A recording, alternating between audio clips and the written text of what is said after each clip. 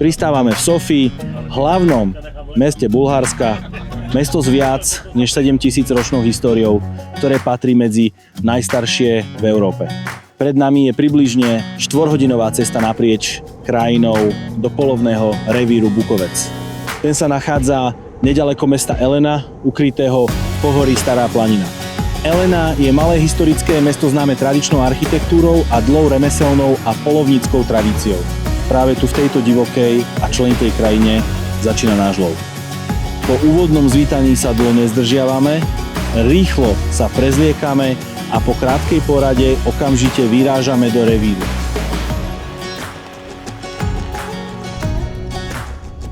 Čaká nás polovný revír s rozlohou viac než 30 000 hektárov, rozmanitý, členitý a veľmi dobre zazverený. Striedajú sa tu bukové a dubové lesy, husté porasty aj otvorené horské lúky. Táto oblasť pohoria Stará Planina je známa silnou populáciou jelenej zvery, ale aj výskytom danielov a srnčej zvery. Terén je miestami náročný a preverí každý krok.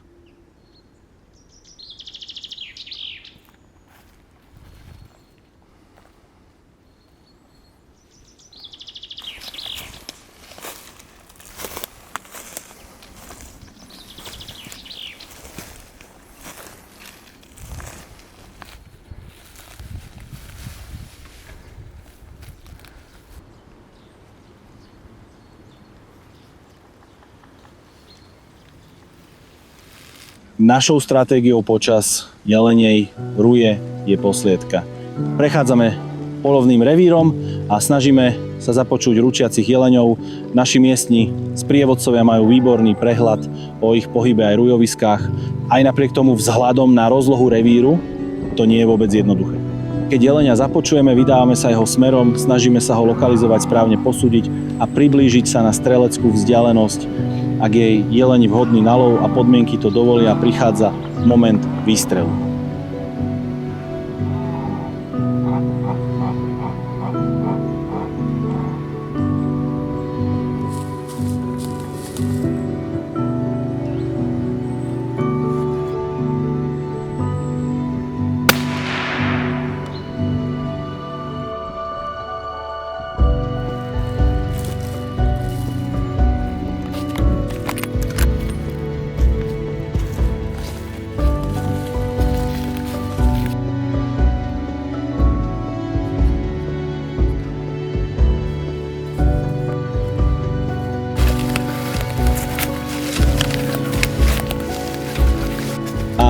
Ako to už býva, po výstrele prichádza práca.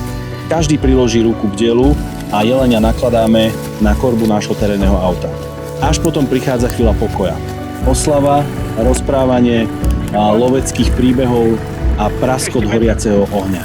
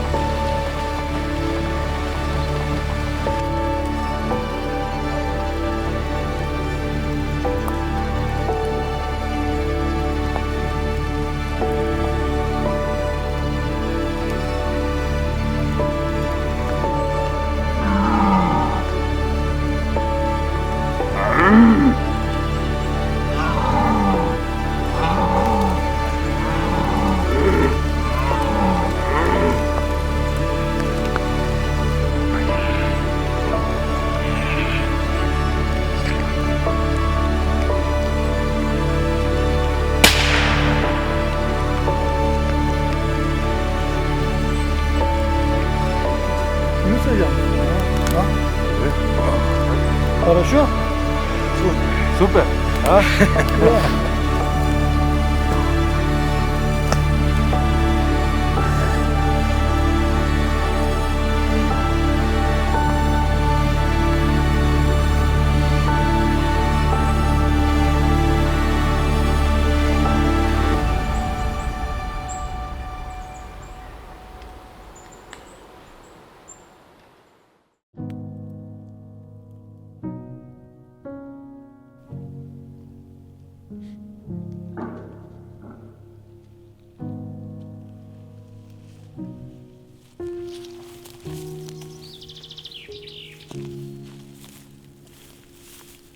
Pre časť našej skupiny je toto posledné lovecké ráno.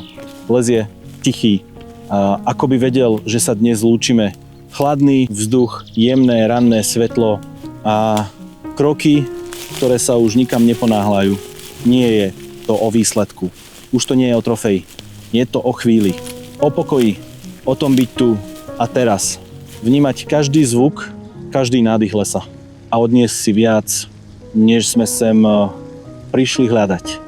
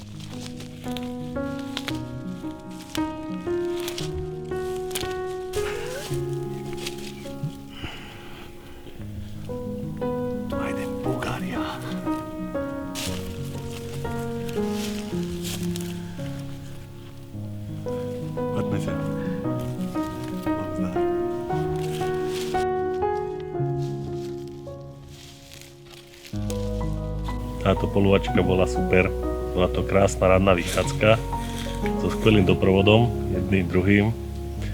Ako zo začiatku to vyzeralo veľmi bledo, jelene neručali, ale po nadvázaní spojenia s kolegom došli k tomuto jelenovi a neprehľadná situácia, ale stálo to za to.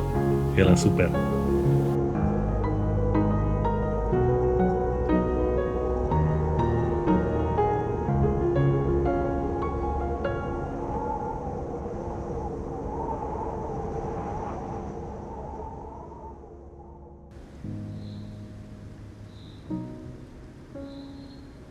V mene celého tímu, v mene loveckej oblasti Bukovec, v mene cestovnej kancelárie Hemming si vám dovolím veľmi pekne poďakovať za výbornú partiu, za ľudský prístup, za výborné výsledky a presnú streľbu. Je mi naozaj cťou, že ťa môžem privítať medzi lovcami jeleňov. Pamätaj, že zver sa v prvom rade chráni a až potom loví. Dovol mi, aby som ťa pasoval v mene loveckých tradícií a zvyklostí, v mene svätého Huberta za lovca jeleňov a prevolávam lovu zdar. Lovu zdar. Toto je náš posledný spoločný večer. Časť z nás sa vracia domov k svojim rodinám, k bežnému životu. V krbe horí oheň a na stole nás čaká dobré jedlo. Sme partia chlapov, polovníkov, ktorí si rozumejú. Spája nás smiech, príbehy a spoločné zážitky z lovu jeleňov, spomienky na Bulharsko a krásu miestnych lesov, ktoré si každý z nás odnáša so sebou.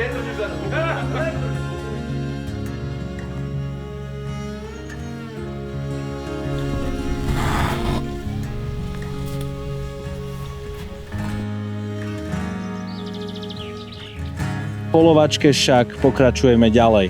Náš americký priateľ ešte nekončí. Okrem jeleňov by rád skúsil svoje šťastie aj pri polovačke na daniela a srnca. Daniela chce uloviť lukom. Nová výzva, nový príbeh.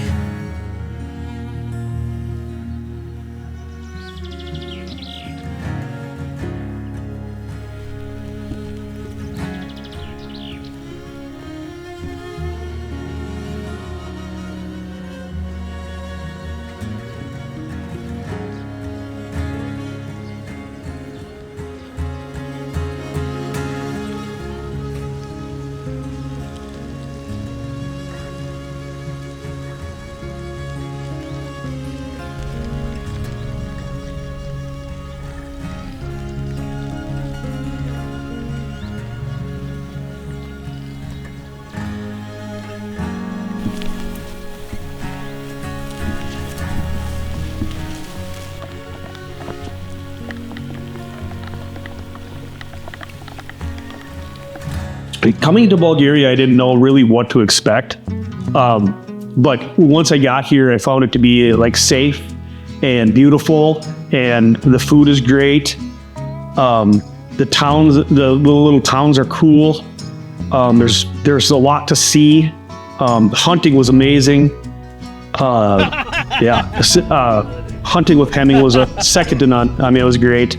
And I wouldn't hesitate to do it again. And anybody that's out there that is thinking like, oh, I don't know if I could do that, or the flight's too far, I tell you, once you get here, you forget all about that. And then it's on to the hunt, and it's better. I mean, this is better hunting than I've had in the U.S. This is true adventure. Hunting in Bulgaria is amazing. It's a very big wilderness with a lot of different animals that you wouldn't find in the U.S. It's similar to elk hunting in the U.S. Some of this is like comparable to like Colorado, like the terrain. Like you're chasing what would be more of a mythical beast. I mean, it's red stags was it roaring? You can call them in just like an elk. They're roaring and thrashing the brush, a sound that you've never heard coming from the U.S. And you get them coming in and can call them in for a good close kill shot. Roebucks are amazing. They're small little animals with cool, distinctive horns. They're fun. They're fast. They're tricky. Fallow deer, I found to be the trickiest of them all, but awesome. The horns like nothing else that I've ever seen. Coming to Bulgaria was a really good choice. I'm glad I came. Overall, it was a great experience. The hunting was second to none. Had so many run-ins with monster stags. I mean, like mythical beast size, like big stags. Everybody in our party was successful with the stag. All things that you want to hunt here that are available are easily, they're pretty easy to get. I mean, if you put the work in the time, and are willing to do what it takes to get them, you can be successful. So I was here with 5 other hunters with Hemming, and I was the only one from the U.S. And there was a language barrier, but it was great. We all got along great. We had a good time, and I'm leaving here with friends. This was my first trip with Hemming Company. It was a great experience. It will not be my last. I will definitely be hunting with them. Yeah, I wouldn't hesitate to use Hemming again. It was a great company.